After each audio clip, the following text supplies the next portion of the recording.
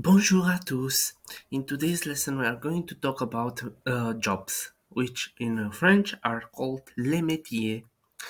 Now, most feminine jobs in French are usually made from the masculine forms.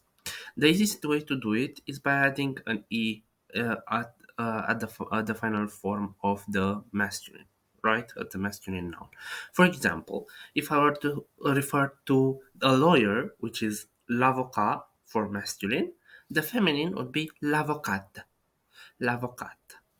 You see how the pronunciation is a little bit different because the T in the first word is mute, so it is not pronounced. It will be l'avocat. In the second, in the feminine form, it is not mute because the E is going to be mute, right?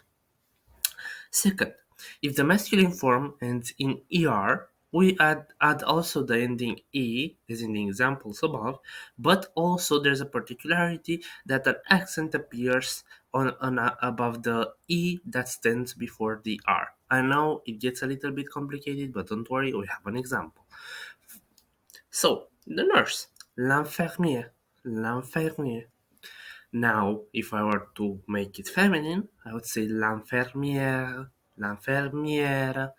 See how I put an accent on the first E. L'infirmière. Right? Now, if the masculine form ends in en this time, the ending changes to en and e, and is no longer a nasal sound. So, let me tell you what I mean by that. In order to say to refer to a male pharmacist, you would say le pharmacien,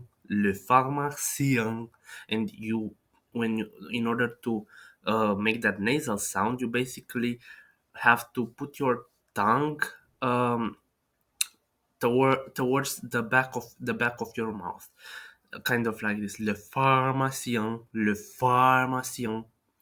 Now, if I were to make it feminine now, it would be like this: le pharmacienne, le pharmacienne. So you see, there is no nasal sound there. You don't need to go with your tongue towards the back of your head. You just spell it out loud like that. Now, nouns that end in EUR in masculine gender usually end in EUSE in feminine gender. For example, le danseur will translate to feminine form la danseuse, la danseuse. Okay? But if they end in TEUR, the feminine is going to be different. It's not the same. It's going to be TRICE. TRICE.